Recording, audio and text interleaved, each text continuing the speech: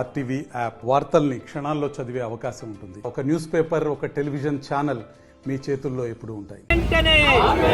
అక్రమ కూర్చడాలను వెంటనే, అభివృద్ధి పేరుతో అక్రమ కూర్చడాలను వెంటనే, అభివృద్ధి పేరుతో అక్రమ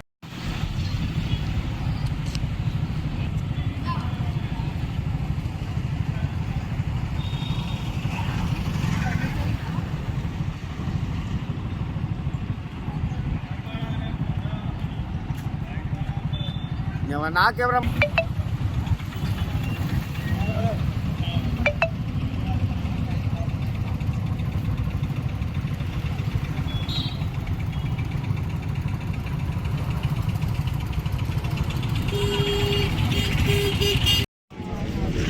చేపల బజార్ కాదు, మాది రోజు ప్రభుత్వాలు కాదు. అది కూడా నేను వచ్చి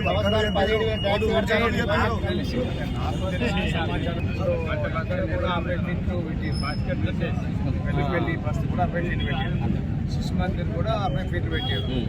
శిశు మందిర్ రోడ్లో 60 ఫీట్ల రోడ్డు అసలు ఎవరు అడగలేదు, ఎవరు పెట్టలేదు. అక్కడ తీస్తే 40 ఫీట్లు తీయమని అడుగుతుంది పబ్లిక్. 30 ఫీట్లు 40 ఫీట్లు తీస్తే పర్వాలేదు, అదే ఎక్కువ ఆలోచన. కానీ వాళ్ళ ఆలోచన కూడా అదే ఉన్నది. మీరు ఎవరు టెన్షన్ పడుతున్నారు? నేనైతే అనుకునేది ఏంటంటే వాళ్ళు 60 ఫీట్లు పెట్టి పైసలు జమ చేసి 40 ఫీట్లకు తీసుకెళ్తారు అనేది నేను అనుకుంటున్నా. అదే జరిగింది. బెల్లపల్లి బస్ అయితే అదే జరిగింది అనుకుంటున్నారు. మరి అదే జరుగుతుంది. రోడ్డు వేడల్పు ముసుగులో వ్యాపారం నడుస్తుంది. తిప్పి కొడితే 1 కిలోమీటర్ ట్రాఫిక్ ఉంటుందన్న బెల్లంపల్లిలో. ఇక్కడ ఎక్కడ కూడా ఒక సిగ్నల్ పాయింట్ లేదు. సిగ్నల్ పాయింట్ ఉన్నది, అక్కడ ట్రాఫిక్ విపరీతంగా జామ్ అవుతుంది. దానికోసం మేము చేస్తున్నామన్నట్టు కూడా లేదు. గతంలో 150,000 జనాభా ఉన్న ఈ బెల్లంపల్లి ఈ రోజు కాస్త 50,000 జనాభాకి వచ్చింది. 150,000 జనాభా ఉన్నప్పుడే 30 ఫీట్ల రోడ్డుతోటి ఈ వ్యాపారాలు నడిచినాయి. మరి ఇప్పటికి తుమ్మత్తే దగ్గత్తే మంచిరాల పోతుండం. ఆన్లైన్ బిజినెస్ అయిపోయింది. వ్యాపారులు లేక వెలవెలబోతున్నారు. అలాంటిది ఇంకా దుకాణాలు కూలగొడతాం మేము. ఇక్కడ ఏమి అభివృద్ధి జరిగిందని చెప్పేసి ఒక రోడ్డు వెడల్పు చేస్తే అభివృద్ధి అయిపోయినట్ట. ఒక బస్సు డిపో లేదు, సరైన దవాఖానా లేదు, ఇంజనీరింగ్ కాలేజీ లేదు.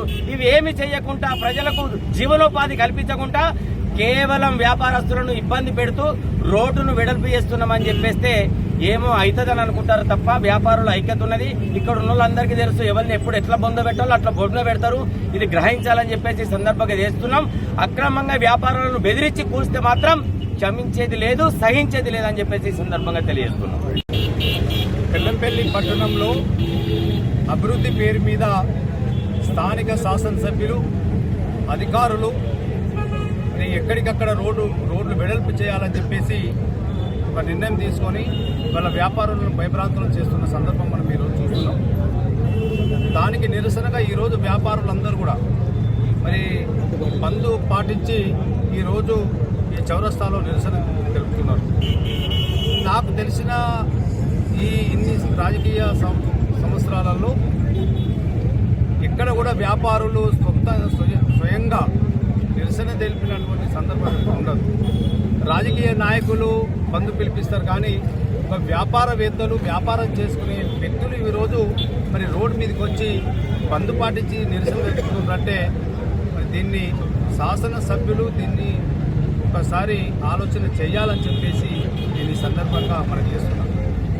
అయితే బెల్లంపల్లి టౌన్లో అక్కడ ఉన్నటువంటి షాప్స్ అన్నీ కూడా 10/20 కావచ్చు, 10/15 కావచ్చు, చిన్న చిన్న షాప్స్ ఉన్నాయి.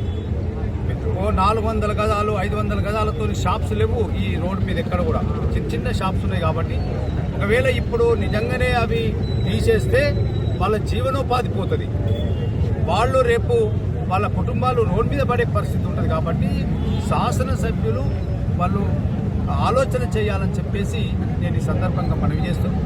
ఆలోచన కాదు, అది విరమించుకోవాలని చెప్పి మేము ఈ వేదిక ద్వారా వ్యాపారుల పక్షాన, బెల్లంపల్లి ప్రజల పక్షాన మేము డిమాండ్ చేస్తున్నాం. మీరు తప్పకుండా దీన్ని ఆలోచన చేయాలి. మీరు టౌన్ బయట చేసుకోండి, ఎందుకంటే గవర్నమెంట్ ల్యాండ్స్ ఉన్నాయి, ఓపెన్ ల్యాండ్స్ దగ్గర మీరు చేసుకోండి. ఎక్కడి నుంచి సింగరేణి హాస్పిటల్ దగ్గర నుంచి మీరు కాంట వరకు ఇక్కడ ఉన్నటువంటి ఓపెన్ ప్లేసులలో మీరు చేసుకోండి, పర్వాలేదు. కానీ ఈ ఏదైతే మెయిన్ మార్కెట్ ఉందో మీరు మార్కెట్ ముట్టకుండా ఉంటే బాగుంటుంది అనేది మరి మేము ఈ మీడియా ద్వారా మరి వారికి తెలియజేస్తున్నాం. మరి సబ్ కలెక్టర్ గారు కావచ్చు, కలెక్టర్ గారు కూడా ఆలోచన చేయాలి, మరి కమిషనర్ గారు ఆలోచన చేయాలి. ఎందుకంటే రాజకీయ నాయకులు వస్తారు పోతారు, కానీ మీరు ప్రజల పక్షాన నిలబడి పనిచేయాల్సిన బాధ్యత అధికారుల మీద ఉంది. కాబట్టి మీరు 30-35 సంవత్సరాలు ప్రజలకు సర్వీస్ చేయాలి. కాబట్టి మీరు ఆలోచన చేయాలి, ప్రజలకు నష్టం చేయొద్దు. ఇవాళ రాజకీయ నాయకులను ఎన్నుకునేది ఎందుకు? ప్రజలకు ఏదో సర్వీస్ చేస్తారని చెప్పేసి ఎన్నుకుంటారు తప్ప ఈ విధంగా నష్టం చేస్తారని ఎవరు కూడా ఎన్నుకోరు. అది ఆలోచన చేయాలి ఎమ్మెల్యే గారు, లేకపోతే మాత్రం బాగుండదు అని చెప్పేసి మరి మేమందరం కూడా డిమాండ్ చేస్తున్నాం. దీన్ని ఇమీడియట్లీ ఏదైతే వెడల్పును చేయడానికి అధికారులు వస్తున్నారో వాళ్ళని ఆపి మళ్ళొకసారి వ్యాపారులందరినీ పిలిచి ఒకసారి మాట్లాడి ఏ విధంగా ప్రజలకు వ్యాపారులకు మంచిగా ఉంటుందో అది చేయమని చెప్పి మేము ఎమ్మెల్యే గారిని డిమాండ్ చేస్తున్నాం. మరిన్ని వీడియోస్ కోసం ఛానల్ ని సబ్స్క్రైబ్ చేయండి, లేటెస్ట్ అప్డేట్స్ కోసం వాట్సాప్ ఛానల్ ని ఫాలో చేయండి అండ్ లింక్ డిస్క్రిప్షన్ లో ఉంది.